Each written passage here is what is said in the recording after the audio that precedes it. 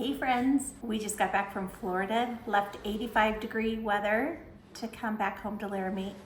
I don't know how cold it is, but it's cold. So cold that our car died at the airport. It sat too long in the cold. So we're down to one car today. I've got no groceries in the house, so I had to do a Walmart delivery, but I forgot the potatoes.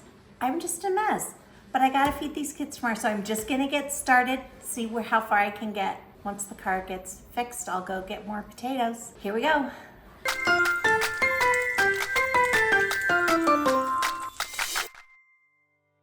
Today we're going to be making homemade chicken noodle soup. What could be better on a cold day? Now I'm going to prep the vegetables. I've got 4 stalks of celery, 8 pounds of carrots, and I have a bag of yellow onions, and I'm assuming I'm going to use 8 because they're small. I went ahead and prepped all of the vegetables, washed the celery, peeled the carrots, and I'm gonna use my handy dandy chopper because everything turns out in these perfect uniform bite-sized pieces.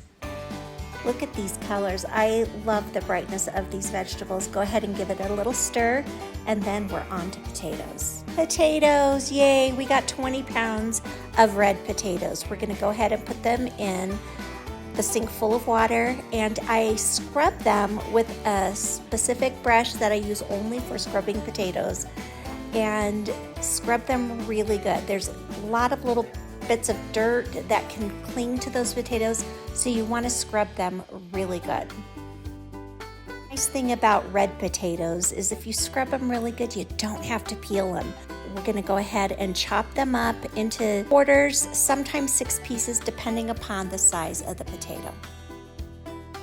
Okay, I've ended up with 3 pots of potatoes filled with water, and you can see how the water's a little cloudy and there's floaties in it. We're going to go ahead and drain that off and fill it up with fresh water.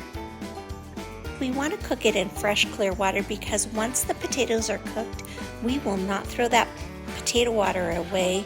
We're going to use that in our soup.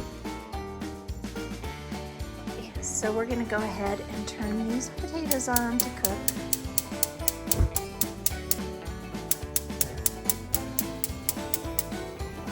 Okay, so that's what 20 pounds of red potatoes looks like. All right, we're going to check on our potatoes. You want them to be fork tender.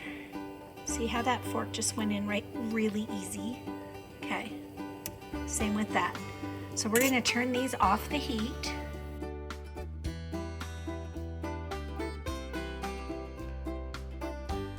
Fork goes into the potato very easy. Still has a little firmness to it, and that's what you want because you are going to cook all of this together tomorrow. All right, it's time to strain the potatoes. We've got to do this carefully because these potatoes are hot. So remember, we're going to reserve the potato water because it is full of rich flavor. So we're going to store the potatoes in these 2 rubber band containers and reserve that potato water. Here's what 20 pounds of potatoes looks like when they're prepared. I'm filling my roaster oven with some hot water.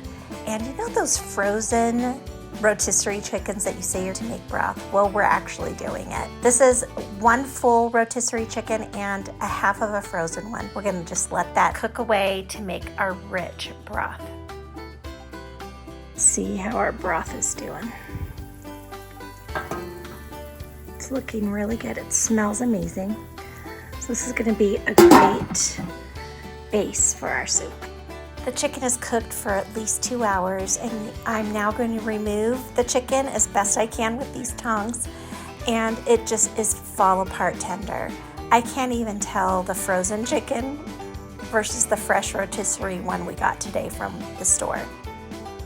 You have to be careful because when you boil these chickens, little bones are ever present, so you need to be really careful to pick them out. It is still really hot, so I've got to be super careful. I measured the chicken and we got just about 8 cups of chicken from a half of a rotisserie and a full rotisserie. That's pretty good. Now I'm going to strain all this delicious broth right into our bowl of vegetables because we're eventually going to cook them all together, but we need to be careful and strain out any possibilities of any little bone fragments that could be in here. So we're just going to transfer the chicken broth into our vegetables and then we're just gonna put them right back into the same roaster oven. This is gonna be beautiful soup. Okay, I've got my roaster oven set back up. You can just see these beautiful vegetables. Oh, there's my wooden spoon. Wondering where you went. What we've got to do is got to transfer this back into the roaster oven and let those vegetables cook. And we're going to take them off, cool everything down, put them in containers so that they can be transported tomorrow to the building. Just pour away from your face. So we're just going to let these cook probably for about 30 minutes. You can see that good rich broth. I put the seasonings in while I was talking on the phone to my sister. So I put 2 heaping tablespoons of garlic, 5 bay leaves, a tablespoon of dill, 3/4 of a cup of chicken bouillon, and then I just sprinkled in some parsley because it's pretty. Okay, so we're gonna try a carrot. Oh, still too crunchy. So this has been cooking for 30 minutes. I'm gonna let it go another 15 and we'll double check back. The vegetables are nice and tender, so we're gonna go ahead and drain them and put the vegetables into 2 Rubbermaid containers. Don't forget to pick out the bay leaves. You don't wanna leave those in your soup. And transfer all the broth into my handy dandy containers.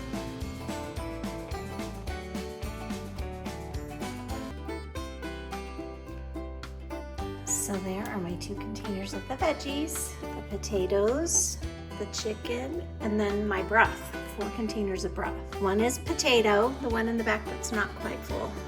These are all that good rich chicken broth. And if I need to make more broth tomorrow, I will just use the bouillon and add to it if I need to tomorrow, but we'll see. Now I'm just gonna do simple bread and butter. We are gonna heat these at the building tomorrow. So just slice it, butter it up, and cover them with foil and bake them for about 15 minutes and they will be hot and ready to go. I'm so great, I make them the chocolate cake. Does anybody recognize that from the 70s? Anyway, I am making them simple chocolate cakes. I'm not doing anything to them that's fancy or extra. These cake mixes were on sale for $1 a piece, so I said, we're making chocolate cake. I do have to add a tablespoon of water per mix because of our high altitude. Other than that, it is straightforward eggs, oil, water. And the kids love these. And these cakes, these Walmart cakes actually turn out really good.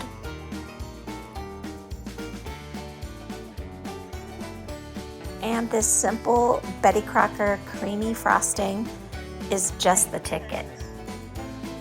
I've cooked 8 pounds of white egg noodles, and I just, instead of having to redo pots of water every time I do, I just scoop my noodles out. I only cook them for just under 5 minutes and then start removing them, because you know when you get to the building and assemble everything, you can just put the cooked noodles right into the hot soup and then they won't be mushy. So make sure that you don't overcook your noodles. They're gonna be a little firm, al dente. So don't cook them more than 5 minutes. 2 pounds of frozen sweet peas. I've had them sitting in my fridge overnight. So I'm just gonna add them to this noodle because I don't want them to cook so much that they lose their brightness. So because they're mostly thawed, I'm just gonna put those right into the noodles. It saves a step, and then I won't forget them on the refrigerator shelf. Isn't that pretty? I could just eat that with butter and salt and pepper. That looks delicious. The next day at the building, I've got the broth heating on the stove, and 3 roaster ovens are set up with some hot water in them just to get them heated. And in batches, I start heating chicken, vegetables, all of that stuff in small batches in the microwaves just to take the chill off, because I've got to have this hot soup ready for the kids. So we've got to speed things up by heating them in batches in little bowls. Once the soup is hot, then I add the noodles and the peas to the soup. We've got our chocolate cakes devoured, bread devoured. Not one drop of soup was left. This was a very successful lunch, and the kids were so well fed. 3, 4, 5, 6, 7. I just want to read it again really quick to refresh our memories.